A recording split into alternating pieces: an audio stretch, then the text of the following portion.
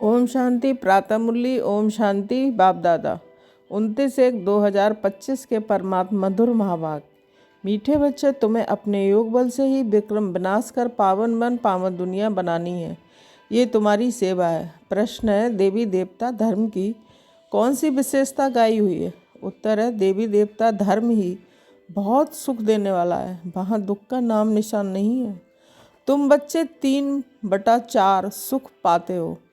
अगर आधा सुख आधा दुख हो तो मज़ा ही ना आए।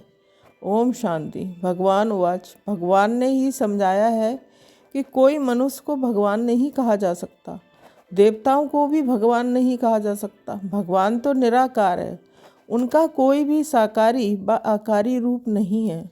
सूक्ष्म वतनवासियों का भी सूक्ष्म आकार है, इसलिए उसको कहा जाता है सूक्ष्म वतन। यहाँ साकारी मनुष्य तन है, इसलिए इसको स्थूल वतन कहा जाता है।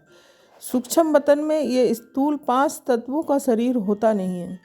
ये 5 तत्वों का मनुष्य शरीर बना हुआ है। इनको कहते हैं मिट्टी का पुतला।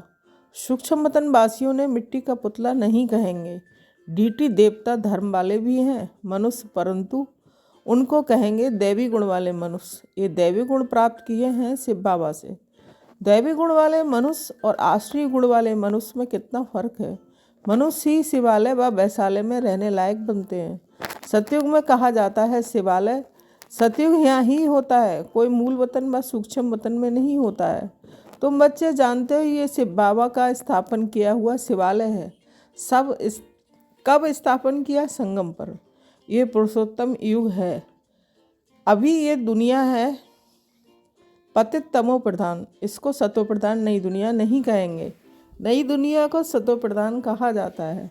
वही फिर जब पुरानी बनती है तो उसको तमो प्रधान कहा जाता है। फिर सतो प्रधान कैसे बनती है? तुम बच्चों के योग बल से ही तुम्हारे विक्रम विनाश होते हैं और तुम पवित्र बन जाते हो। पवित्र के लिए तो फिर जरूर पवित्र दुनिया चाहिए।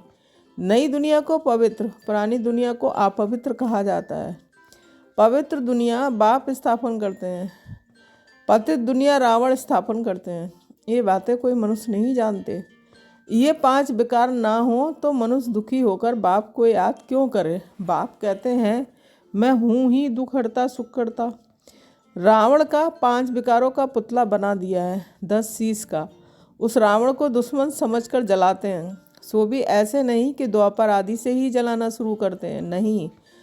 जब तमो प्रधान बनते हैं तब कोई मतांतर वाले बैठ ये नई बातें निकालते हैं। जब कोई बहुत दुख देते हैं तब उनका एफिजी पुतला बनाते हैं। तो यहाँ भी मनुष्य को जब बहुत दुख मिलता है तब ये रावण का बुत बनाकर चलाते हैं। तुम बच्चों को 3/4 सुख रहता है। अगर आधा दुख हो तो ये मज़ा ही क्या रहा। बाप देवता धर्म बहुत सुख देने वाला है। सृष्टि तो अनादि बनी हुई है, ये कोई पूछ नहीं सकता कि सृष्टि क्यों बनी, फिर कब पूरी होगी। ये चक्र फिरता ही रहता है। शास्त्रों में कल्प की आयु लाखों वर्ष लगा दी है। जरूर संगम युग भी होगा जबकि सृष्टि बदलेगी। अभी जैसे तुम फील करते हो ऐसे और कोई समझते नहीं। इतना भी नहीं समझते कि बचपन में राधे कृष्ण का नाम है, फिर स्वयंवर होता है, दोनों अलग अलग राजधानी के हैं, फिर उनका स्वयंवर होता है तो लक्ष्मी नारायण बनते हैं। ये सब बातें बाप ही समझाते हैं, बाप ही नॉलेजफुल हैं, ऐसे नहीं कि वे जानी जाननहार हैं। अब तुम बच्चे समझते हो, बाप तो आकर नॉलेज देते हैं। नॉलेज पाठशाला में मिलती है। पाठशाला में एम ऑब्जेक्ट तो ज़रूर होनी चाहिए। अभी तुम पढ़ रहे हो, छीछी दुनिया में राज्य नहीं कर सकते हैं, राज्य करेंगे गुलगुल दुनिया में। राजयोग कोई सतयुग में थोड़े ही सिखाएंगे, संगम युग पर ही बाप राजयोग सिखलाते हैं। ये बेहद की बात है। बाप कब आते हैं किसको भी पता नहीं है, घोर अंधेरे में है। ज्ञान सूर्य नाम से जापान में वो लोग अपने को सूर्यवंशी कहलाते हैं। वास्तव में सूर्यवंशी तो देवताएं ठहरे। सूर्यवंशियों का राज सतयुग में ही था। गाया भी जाता है ज्ञान सूर्य प्रगटा तो भक्ति मार्ग का अंधेरा विनाश। नई दुनिया सो पुरानी दुनिया, पुरानी दुनिया सो फिर नई होती है। ये बेहद का बड़ा घर है, कितना बड़ा मांडवा है। सूर्य चांद सितारे कितना काम देते हैं। रात्रि को बहुत काम चलता है। ऐसे भी कई राजा लोग हैं जो दिन को सो जाते हैं, रात को अपनी सभा आदि लगाते हैं, खरीदारी करते हैं। ये अभी तक भी कहाँ कहाँ चलता है। मील्स आदि भी रात को चलती हैं। यह है हद के दिन रात, वह है बेहद की बात। ये बातें सिवाय तुम्हारे और किसी की बुद्धि में नहीं है। शिव बाबा को भी जानते नहीं। बाप हर बात समझाते रहते हैं। ब्रह्मा के लिए भी समझाया है। प्रजापिता ब्रह्मा है। बाप जब सृष्टि रचते हैं तो ज़रूर किसमें प्रवेश करेंगे। पावन मनुष्य तो होते ही सतयुग में हैं। कलयुग में तो सब विकार से पैदा होते हैं, इसलिए पतित कहा जाता है। मनुष्य कहेंगे विकार बिगड़ सृष्टि कैसे चलेगी। अरे देवताओं को तुम कहते हो संपूर्ण निर्विकारी। कितनी शुद्धता से उनके मंदिर बनाते हैं। ब्राह्मण बिगर कोई को अंदर अलाउ नहीं करेंगे। वास्तव में इन देवताओं को विकारी कोई टच कर नहीं सकता, परंतु आजकल तो पैसे से ही सब कुछ होता है। कोई घर में मंदिर आदि रखते हैं तो भी ब्राह्मण को ही बुलाते हैं। अब भिखारी तो वह ब्राह्मण भी है, सिर्फ नाम ब्राह्मण है। ये तो दुनिया ही भिखारी है, तो पूजा भी भिखारियों से होती है। निर्विकारी कहाँ से आए। निर्विकारी होते ही है सत्युग में। ऐसे नहीं कि जो विकार में नहीं जाते उनको निर्विकारी कहेंगे। शरीर तो फिर भी विकार से पैदा हुआ है ना। बाप ने एक ही बात बताई कि ये सारा रावण राज्य है। राम राज्य में है संपूर्ण निर्विकारी, रावण राज्य में है विकारी। सत्युग में पवित्रता थी तो पीस प्रॉस्पेरिटी थी, तुम दिखला सकते हो। सत्युग में इन लक्ष्मी नारायण का राज्य था ना, वहाँ 5 विकार होते नहीं। वह है ही पवित्र राज जो भगवान स्थापन करते हैं। भगवान पतित राज थोड़े ही स्थापन करते हैं। सत्युग में अगर पतित होते तो पुकारते ना, वहाँ तो कोई पुकारते ही नहीं है।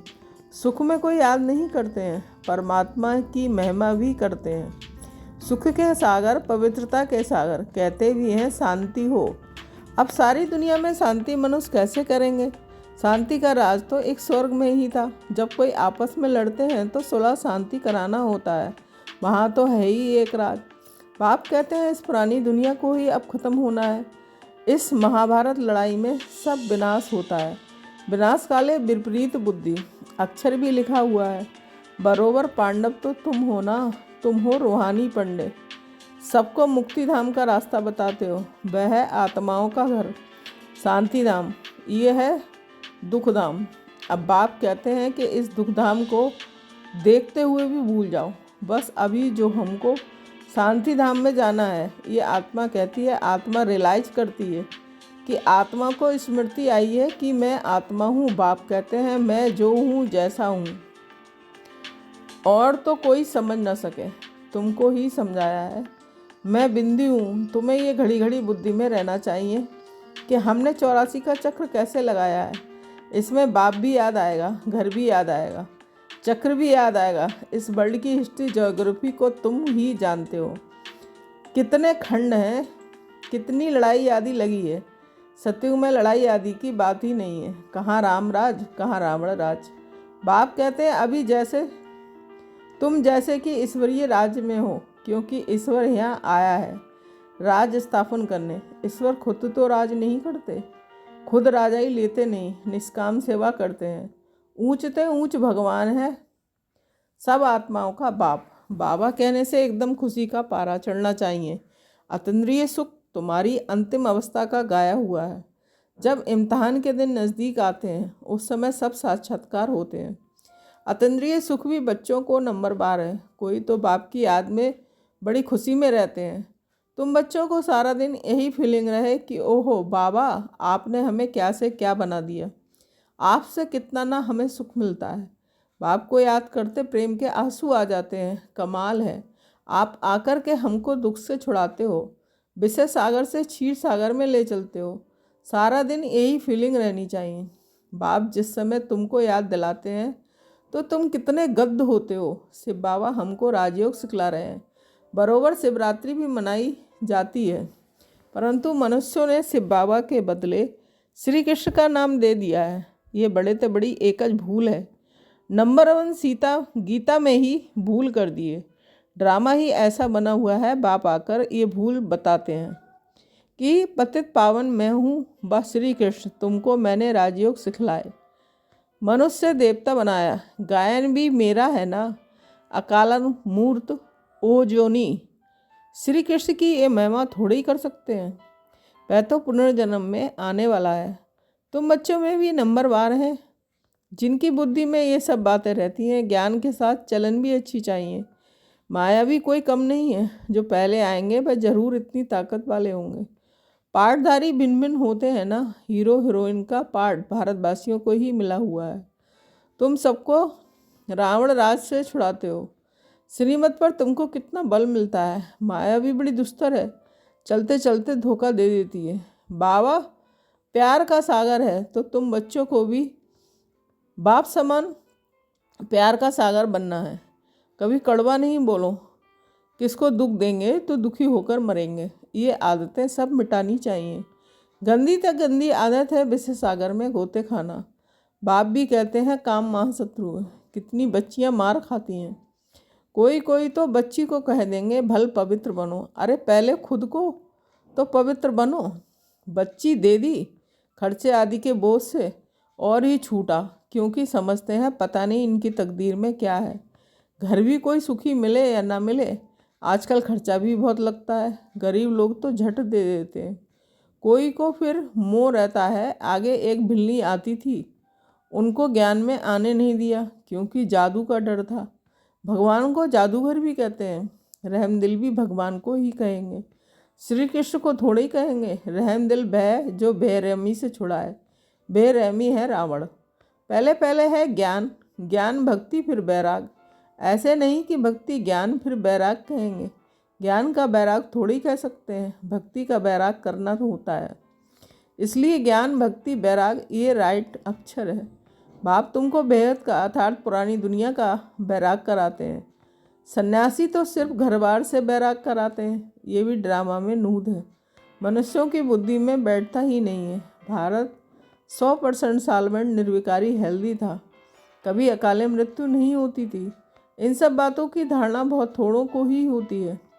जो अच्छी सर्विस करते हैं वह बहुत साहूकार बनेंगे।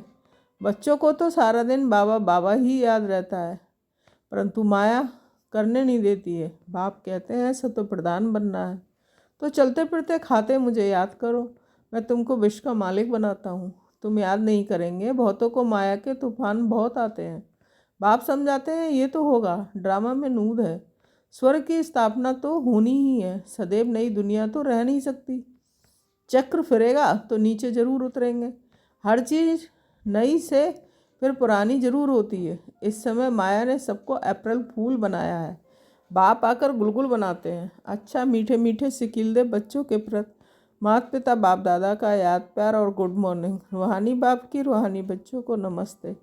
धारणा के लिए मुख्य सार 1 पॉइंट। बाप समान प्यार का सागर बनना है। कभी किसी को दुख नहीं देना है। कड़वे बोल नहीं बोलने हैं। गंदी आदतें मिटा देनी है।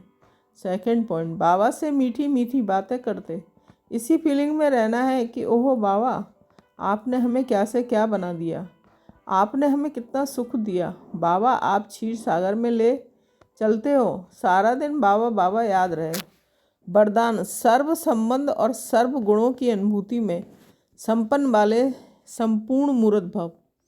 स्पष्टीकरण संगम युग पर विशेष सर्व प्राप्तियों में स्वयं को संपन्न बनाना है। इसलिए सर्व खजाने सर्व संबंध सर्व गुण और कर्तव्य को सामने रख चेक करो कि सर्व बातों में अनुभवी बने हो। यदि किसी भी बात के अनुभव की कमी है तो उसमें स्वयं को संपन्न बनाओ। तो एक भी संबंध व गुण की कमी है तो संपूर्ण स्टेज व संपूर्ण मूर्त कहला नहीं सकते। बाप के गुणों का अपने आदि स्वरूप के गुणों का अनुभव करो, तब संपूर्ण मूर्त बन जाएंगे। स्लोगन जोश में आना भी मन का रोना है। अब रोने का फाइल ख़त्म करो। अपनी शक्तिशाली मनसा द्वारा साकाश देने की सेवा करो।